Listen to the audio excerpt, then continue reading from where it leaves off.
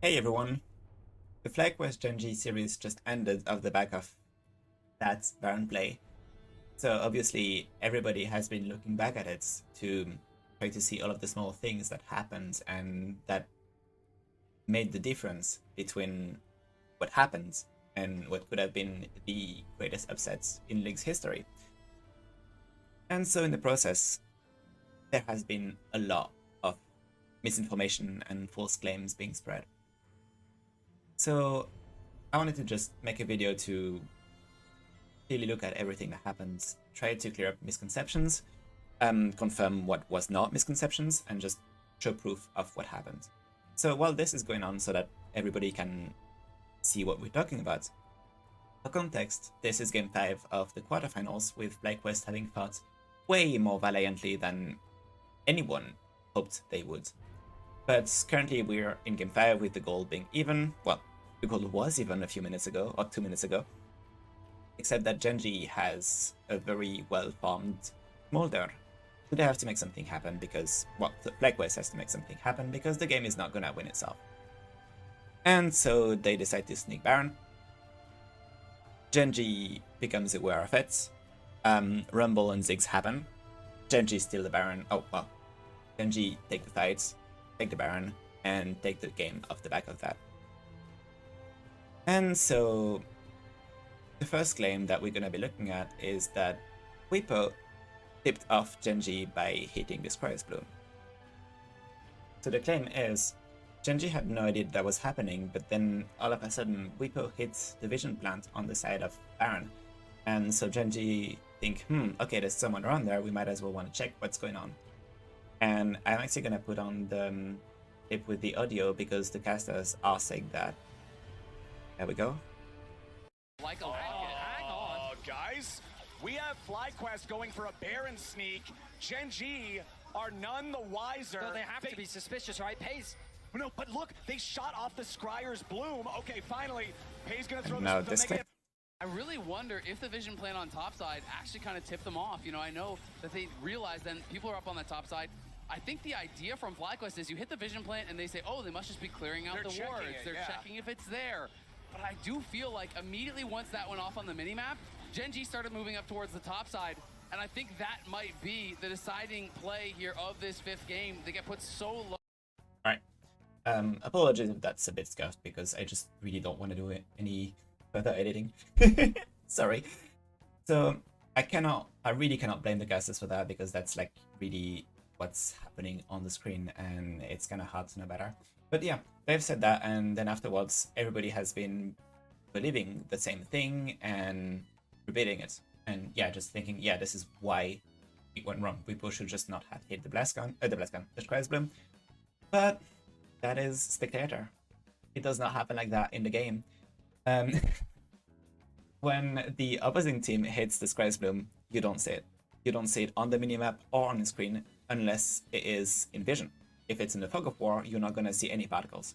And to show proof of that, this is recording from a test run. At 4 minute 9, the other team is going to hit a Scryer's bloom on top of the map around.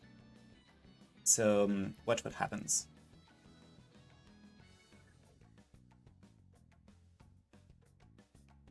There you go. I'm gonna just have you look again so that you know what to watch out for. You can check both the minimap and the rest. Yeah. As you can see, you do not see anything until the particles hit your vision. So what happened there, the visuals that you saw were just purely because that's how it goes in Spectators mode. In Spectators, you see the particles go off through fog of war, but that is not what the players see in game. And again, I really can't blame the casters for that because, like, I was watching the game and I thought, yeah, that maybe that was what happens, and I get the core of, you know, you use the Scryer's bloom to distract the enemies, but that didn't work. It actually had the opposite effect.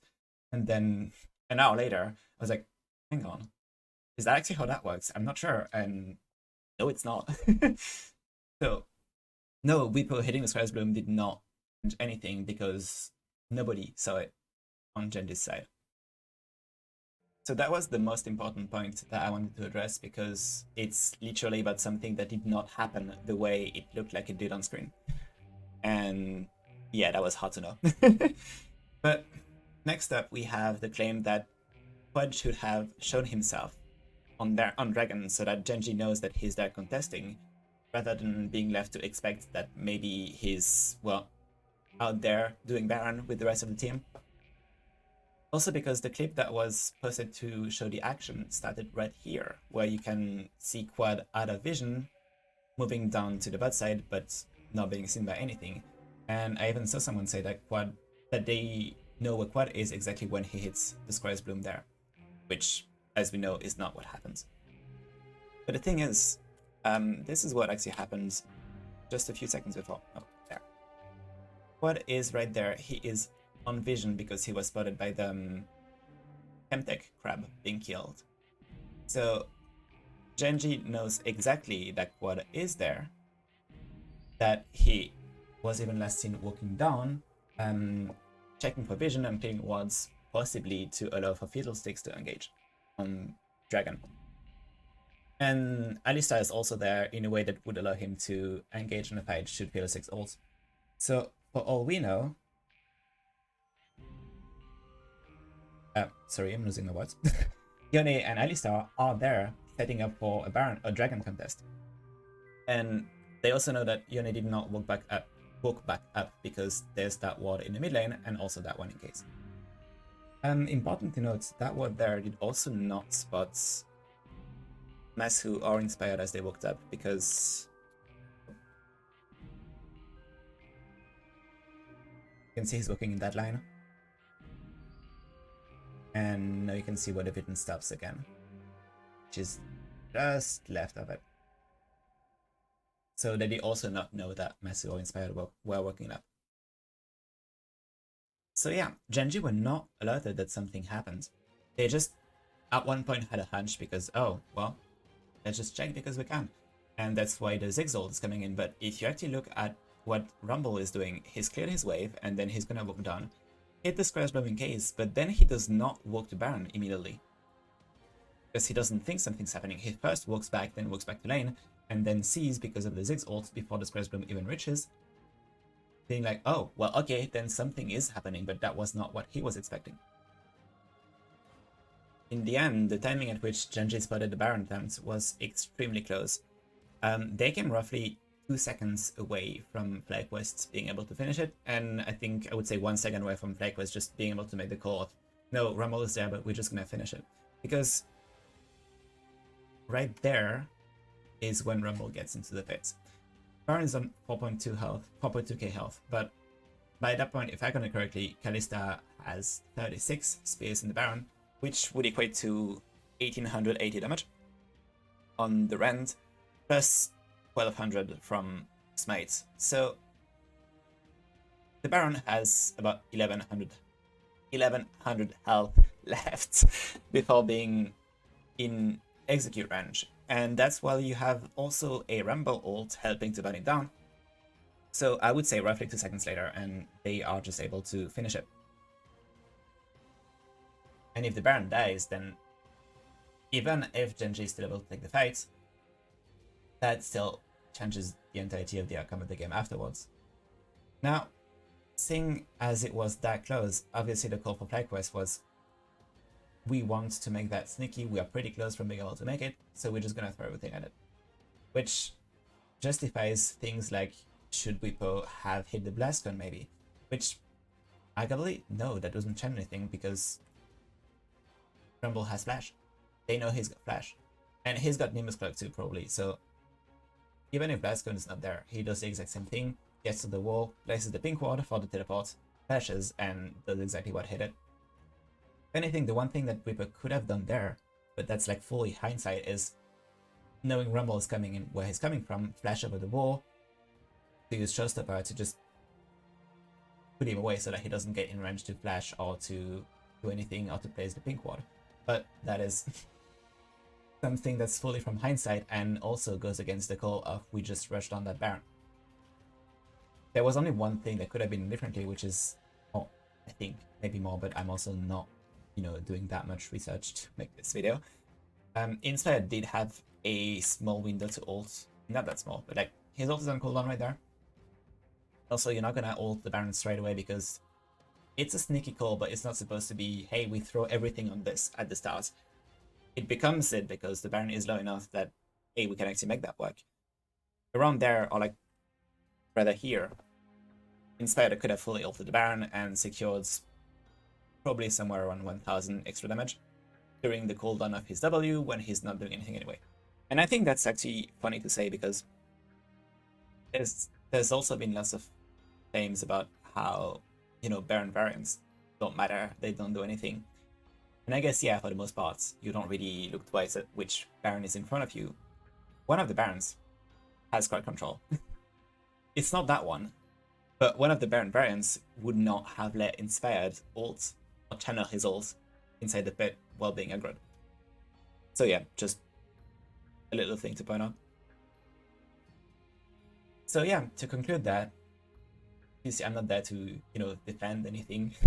I just wanted to shed some light on things that just, can't really be guessed because Spectator Clan is not exactly the best thing that we could be having, and it's really not the first time that we have something show up on screen and we just don't know that it wasn't actually what happened in the game, or, the number of times someone's gonna be like, we don't know if that's actually what happened or if it just Spectator Clans. Turns out this time was one of those. And obviously about the play itself, there's lots of things that FlyQuest could have done better. I mean, kind of hard to play perfect in terms of micro and small decisions when you're having that happen in gameplay. But I do actually think that in terms of decisions around that play, rather than decisions in the moment, everything was pretty sound because, yeah, the BlizzCon thing was not really relevant. Where Inspired went after the equalizer was bad because he could have gone the other way around and been more safe and perhaps been in a spot to ult afterwards. But yeah, the things with White's positioning, considering that he was in vision, and what Bwipo did, considering that the call was, we are burning this down. So yeah, he's not staying out of the pit to keep out Rumble. I think that makes sense. And I mean, that's just my opinion. And also, you can disagree and then do tell me about it. I'll gladly have anyone's opinions on that. But yeah, I mostly wanted to correct the thing about the Prize Bloom. And also, just celebrate that that was a really, really fun game and series. And even if it didn't end in the way that many people in the West would have hoped, to me it feels like it's a series that ended not off the back of crucial mistakes or off the back of one team just leading out and losing without doing anything. It was, they tried something really cool. Well, no, they tried something that made sense. They tried it well, and it just ended up not working in a very close fashion. But yeah, they did that with playing fan champions as well. And well, I just want to spread the positivity around the fact that we had a really fun day of League. Anyway, take care everyone, and have a good day.